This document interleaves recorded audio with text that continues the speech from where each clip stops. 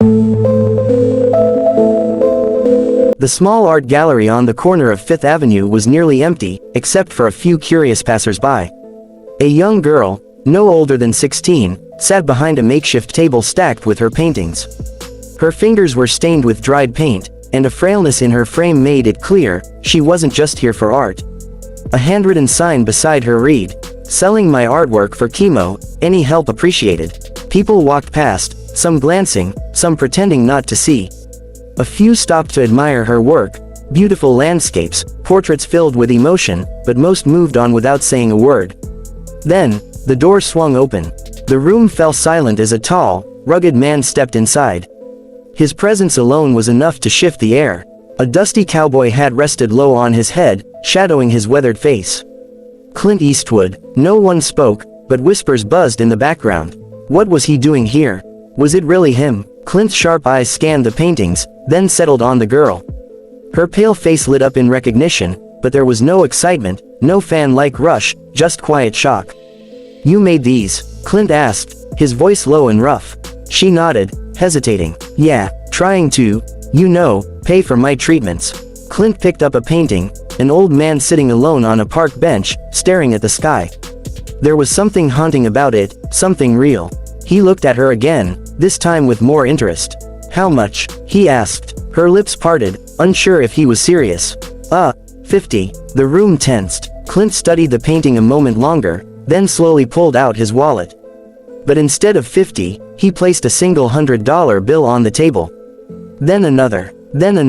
Gasps echoed around the room. The girl's hands trembled. "Mister, I can't take this." "You can," Clint interrupted. "And you will." She blinked back tears, looking at the stack of bills. Before she could say anything else, Clint did something no one expected. He picked up another painting, a self-portrait of the girl, her eyes filled with quiet strength. "This one," he said. "How much?" The girl hesitated. That's not for sale." Clint's lips curled slightly, almost like a smile. He nodded, understanding. Then, without another word, he turned and walked toward the door. Everyone watched in stunned silence as Clint Eastwood disappeared into the city. But before the girl could fully process what had just happened, she noticed something that made her heart pound. Beneath the stack of cash, tucked under the last bill, was a small note. She picked it up with shaky fingers, her breath catching in her throat as she read the words. "You're stronger than you think. Keep fighting." Her hands tightened around the note, and for the first time in months, she smiled. Next, the gallery owner, a middle-aged man in a stiff suit, stepped forward, his eyes wide with disbelief. Was that really Clint Eastwood? The girl barely heard him. Her fingers were still clutching the note, her heartbeat loud in her ears. She glanced at the stack of money, enough to cover several treatments. Enough to give her a real chance. But something felt unfinished. She quickly gathered her paintings, stuffing them into her bag. Without a second thought, she rushed outside, scanning the street. Clint was still there, walking at a steady pace, his hat slightly tilted forward as if shielding him from the world. "Mr. Eastwood," she called out, her voice shaky. He stopped. Slowly, he turned, his sharp gaze meeting hers. She ran up to him, catching her breath. "Why?" she asked, her voice barely above a whisper. "Why would you do that?" Clint studied her for a moment before speaking. "Because I know what it's like to fight when no one thinks you can win."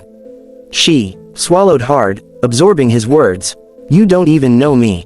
Clint gave a slight shrug. "Don't need to." A beat of silence passed.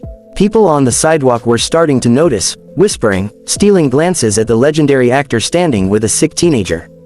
Then, out of nowhere, a voice cut through the moment. Well, look who's out here playing the hero." Both of them turned. A sleek black car had pulled up to the curb, and stepping out was a man in a perfectly tailored suit. His smile was sharp, but it didn't reach his eyes. Daniel Cross, CEO of Cross Financial. A billionaire, a media favorite, and a man with a reputation dirtier than most cared to admit. Clint's jaw tensed slightly. "Didn't think I'd run into you here," Cross continued, his voice dripping with amusement. He glanced at the girl, then back at Clint. "Buying paintings now, that's a new one." The girl instinctively stepped closer to Clint, feeling something shift in the air. Clint didn't answer right away. He simply looked at Cross, his gaze unreadable. Then, after a long pause, he finally spoke. You still lying to people for a living? Cross chuckled, shaking his head. Come on now, no need for hostility. I was just passing through. Though, I have to say, a little disappointed to see you wasting your time. His eyes flickered toward the girl, dismissive. Charity work doesn't really suit you. Clint's expression remained calm, but there was an edge to his voice when he spoke. This isn't charity, he said. It's a reminder. Cross raised an eyebrow. Of what? Clint took a slow step forward. That some people still have a soul. For the first time, Cross's confident smirk faltered. Just slightly. The girl felt a chill run down her spine. She didn't know the history between these two men, but she could feel it, heavy, unspoken, stretching far beyond this moment. Then Clint did something unexpected. He reached into his pocket and pulled out another $100 bill. He held it up between his fingers, then slowly let it go. The wind caught it, sending it fluttering to the ground between them. Cross glanced at the money. His jaw tightened. Go ahead, Clint said, his voice steady. Pick it up. You've spent your whole life chasing it. A tense silence fell. For the first time, Daniel Cross had no response. And that's when the girl realized, Clint Eastwood wasn't just here to help her. He was here for something else. Something bigger. The tension in the air was thick, the kind that made bystanders slow their steps, sensing something important was happening. The girl felt her pulse quicken. She didn't know Clint Eastwood personally, but she knew power when she saw it. And right now, standing toe-to-toe with Daniel Cross, Clint had it all. Cross's eyes flicked between Clint and the $100 bill lying on the sidewalk. He forced a chuckle, but there was a flicker of something else behind it, something uneasy. Still got that old cowboy attitude, huh? Cross said, straightening his suit. Thinking you can shame me with cheap tricks. Clint didn't move. You don't need my tricks. You've got your own. The girl noticed how Cross's fingers twitched slightly at his sides. He was trying to keep his cool, but Clint had rattled him. Cross exhaled sharply, rolling his shoulders back. You know what, Clint? I'll let you have your little moment. But don't forget something. I own half this city. The banks, the media, the people. You think dropping a few bills makes you a hero? He turned to the girl, his expression shifting to one of feigned sympathy. Kid, let me give you some real advice. People like him. He tilted his head toward Clint. They like to play the good guy, but in the end, money wins.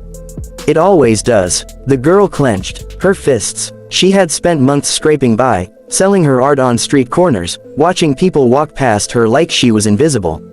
She knew the world wasn't fair. She knew money controlled everything. But right now, standing beside Clint Eastwood, she wasn't so sure that was the whole truth. Clint let out a slow breath. Then, in a voice so calm it was almost deadly, he said, You don't own everything, Cross. You never did. Cross smirked. Oh, and what exactly don't I own? Clint took his time answering. He glanced at the girl, then back at Cross. His voice was steady, almost a whisper. Me. Silence. The words landed like a hammer. Cross's smirk vanished. Clint took one last look at the $100 bill lying on the sidewalk, then turned away. The girl followed him, her heart pounding. She didn't know what had just happened, but she knew one thing. Clint Eastwood had just won a battle without even raising his voice. But as they walked away, she caught one last glimpse of Daniel Cross. His face was dark, his fists clenched, and in his eyes, she saw something dangerous. This wasn't over, not by a long shot. Next, as Clint and the girl walked down the street, the weight of the encounter with Daniel Cross lingered in the air. The girl clutched her bag of paintings tightly, her mind racing. She had spent months feeling invisible, powerless against her circumstances. But standing next to Clint, she felt something different, like she had just witnessed a fight that went far beyond her. She had to ask, what was that about? She said, breaking the silence. Clint kept walking, his expression unreadable.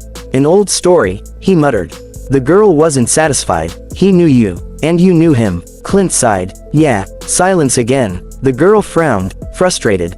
You're not gonna tell me. Clint finally stopped walking. He turned to face her, his eyes sharp but not unkind. You ever hear of the Crossland deal?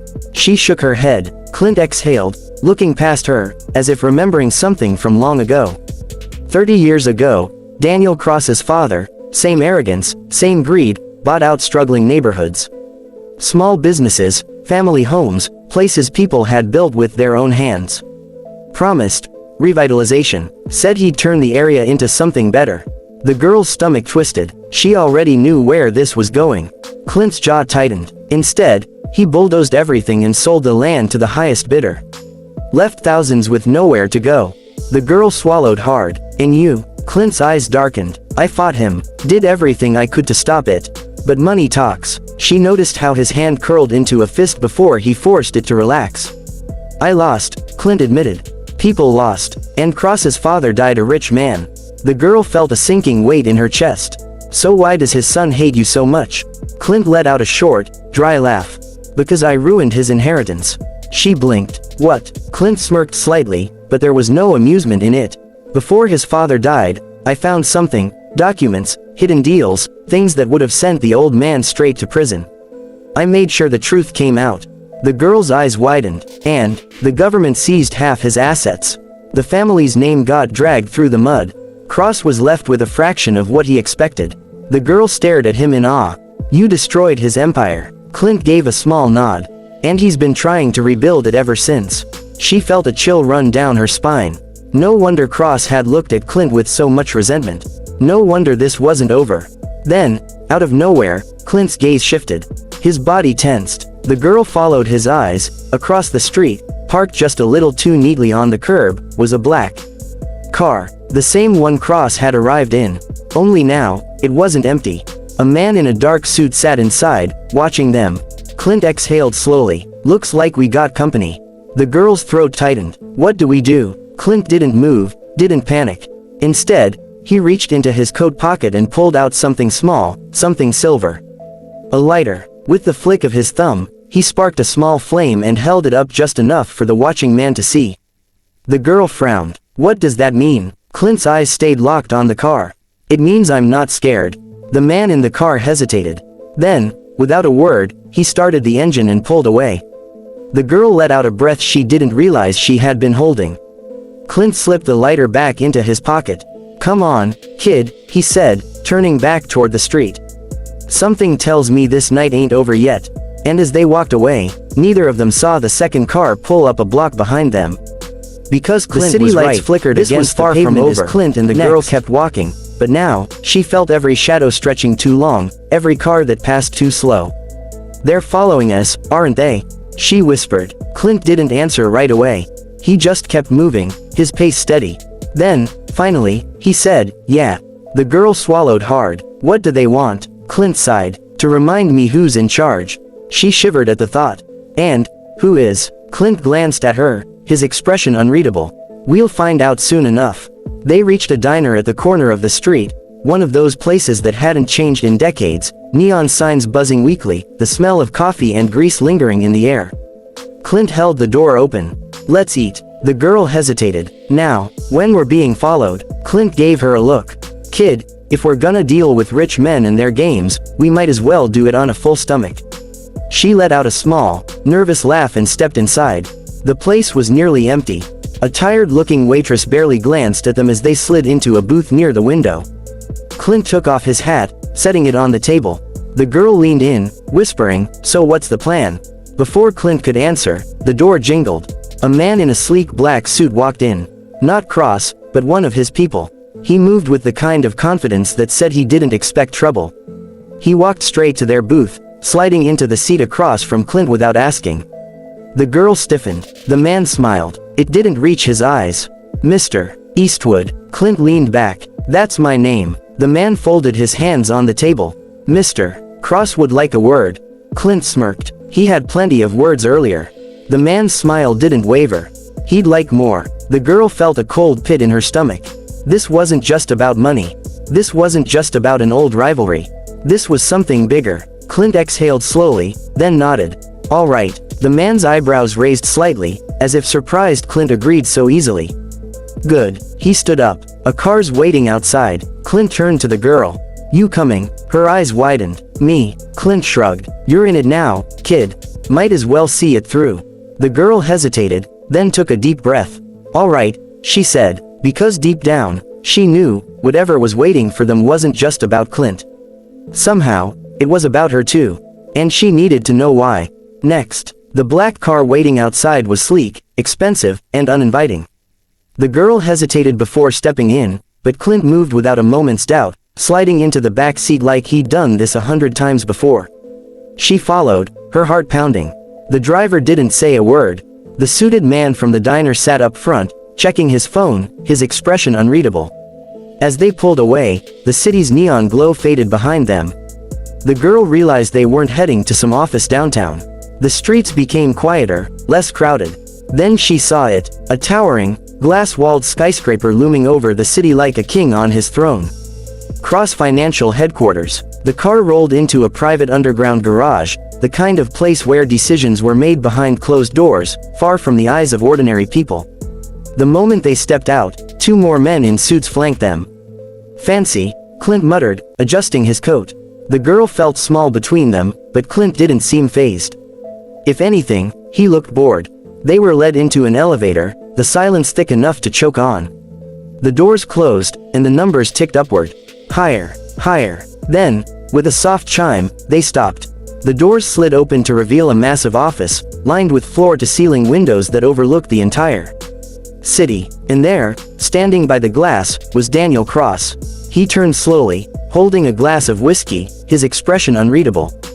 "Clint," he said smoothly, gesturing toward two leather chairs. "Sit." Clint didn't move. "I'm good standing." Cross smirked. "Of course you are." His eyes flicked toward the girl. "And you brought a guest. How sentimental." The girl felt a lump in her throat. There was something unsettling about the way he looked at her, like she was part of a puzzle he was putting together. Clint cut through the silence. "You called me here, Cross. So talk." Cross took a slow sip of his drink, then set it down. "You know, for years I've been cleaning up the mess you left behind. Restoring my family's power, my name. And I was doing just fine, until today." Clint raised an eyebrow. "Oh, what did I do now?" Cross chuckled, shaking his head. "It's not what you did, Clint." He turned his gaze to the girl. "It's who you helped." Her blood ran cold. Clint's jaw tightened. "What the hell are you talking about?"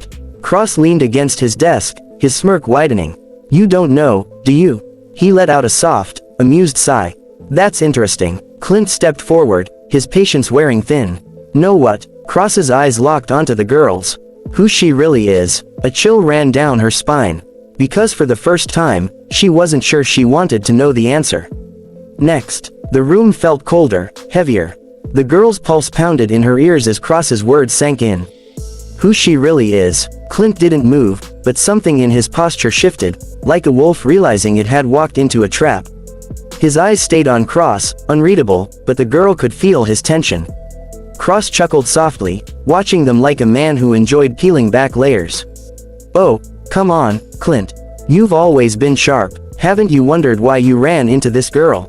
Why she was selling paintings on that street, of all places?" Clint's voice was quiet, controlled. "Say what you mean, Cross." Cross exhaled, then turned to the girl, studying her.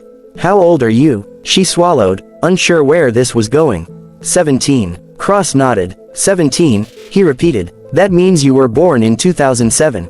The girl frowned, confused. "Yeah, so," Cross smirked. 2007, the same year my father died." Silence. Something cold twisted in the girl's stomach. "What does that have to do with me?" Cross picked up a folder from his desk, flipping it open. "Your name, your mother's name, where you were born, all of it lines up." He tilted his head. "I had my people look into your medical records. Funny thing about that, by the way, your birth certificate doesn't list a father." Her breath caught in her throat. Clint's eyes darkened. "Cross." But Cross ignored him. His gaze stayed locked on her, his voice calm, deliberate. "My father had a habit of keeping secrets. He was powerful, but reckless. And there were affairs. Women who never mattered to him, but who did, in the end, leave something behind." The girl's hands curled into fists. "No," she whispered. Cross let out a quiet laugh. "I know. It's a lot to take in, isn't it?" He tossed the folder onto the desk. "But the truth is simple, really." He leaned in slightly, his voice smooth as silk. "You're not just some girl selling paintings on the street." His eyes gleamed. "You're my sister." The girl felt the floor tilt beneath her. No, this had to be some kind of sick game. Some manipulation tactic, but deep down, something in her gut twisted. The missing father, the secrecy, the timing. Clint hadn't moved, but his expression had turned to stone. "You expect her to believe that?" Cross smiled. Oh, she doesn't have to believe me. He reached into the folder, pulling out a small plastic bag. Inside was a folded piece of paper. A DNA test. Clint muttered. Cross nodded. Done through discreet channels, of course. You know how these things work. He tossed the bag toward the girl. It landed in front of her with a soft thud. She couldn't bring herself to pick it up. I could have ignored it, Cross continued, his voice almost gentle now. But then I saw you. And I realized, he exhaled dramatically. You don't even know, do you? Your mother never told you. The girl's breath was coming too fast. Too shallow. Why are you doing this? She forced out. Cross's smirk returned. Because, little sister, whether you like it or not, you're part of this family.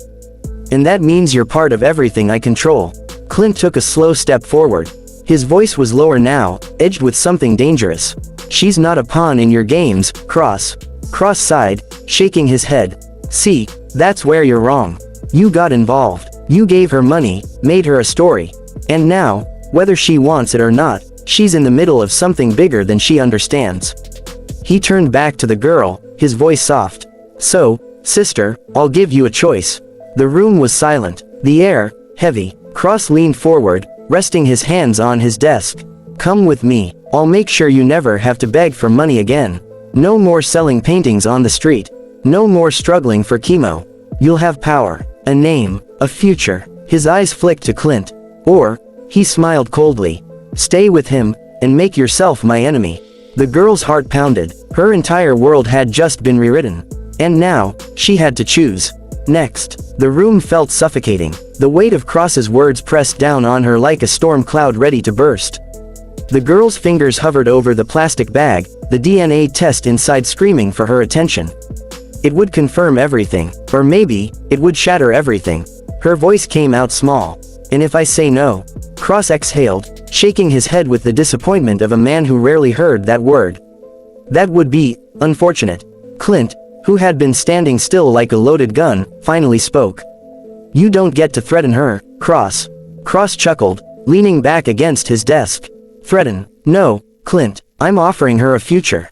You're just offering her another dead-end road. His eyes locked onto the girl again. But make no mistake, if you walk away, I won't be able to protect you. And in my world, unprotected people don't last long. The girl swallowed hard. She could feel Clint watching her, waiting. She took a slow breath, forcing herself to push through the storm in her mind. You're saying you want me in your family? Cross nodded. That's right. She tilted her head. Then tell me something. Cross smirked. Anything. Her next words hit the room like a hammer. Did you ever visit me in the hospital? The smirk on Cross's face didn't fade completely, but something behind his eyes flickered. Silence. The girl nodded slowly. That's what I thought. She exhaled, steadying her voice. See, I've been alone in hospital rooms more times than I can count. Hooked up to machines, wondering if I'd make it to the next month. My mother worked 2 jobs just to keep me alive. She stared Cross down, her voice growing stronger. Not once did a man in a suit walk in and say, "Hey, little sister, let me help." Not once did I get a visit from the great Daniel Cross. She picked up the DNA test, holding it between her fingers. But now that I have something you want, suddenly I matter. Cross sighed, shaking his head like a teacher disappointed in a student. You're young. You don't understand how the world works. The girl let out a bitter laugh. No, you don't understand how I work. And then, in one sharp motion, she tore the DNA test in half. The room went still. Cross's smirk finally disappeared. Clint, for the first time in the conversation, let the smallest grin tug at the corner of his mouth. The girl tossed the shredded test onto the desk. I don't need your name. I don't need your power. And I sure as hell don't need your protection. Cross's jaw clenched. You're making a mistake. She leaned in slightly, her voice firm. No, I'm making a choice. For a long, tense moment, Cross just stared at her, something dark and unreadable in his eyes. Then, finally, he straightened his cuffs and gave a slow nod. All right, he turned to Clint. Then you just made yourself an enemy, too. Clint's smirk widened slightly. Wouldn't be the first time. Cross exhaled, rubbing his temple. You always were a pain in my ass, Eastwood. Clint tipped his hat. And you always talk too much. Cross nodded toward his men. Escort them out. The girl's heart was still racing, but as Clint led her toward the door, something inside her settled. For the first time in her life, she wasn't just surviving. She was choosing. As they reached the elevator, Clint glanced down at her. Hell of a way to turn down an inheritance, kid. She gave him a small, tired smile. Yeah, well, I'd rather be broke than bought. The elevator doors slid shut. And just like that, the war had begun. That was a hell of a ride, powerful, emotional, and packed with tension. The girl didn't just reject wealth, she rejected control. And Clint, he walked away with another enemy, but also with something rarer, someone who stood their ground, just like him. This wasn't just about money or power. It was about identity, freedom, and the choices that define who we are. Let me know when you're ready for the next one. The end.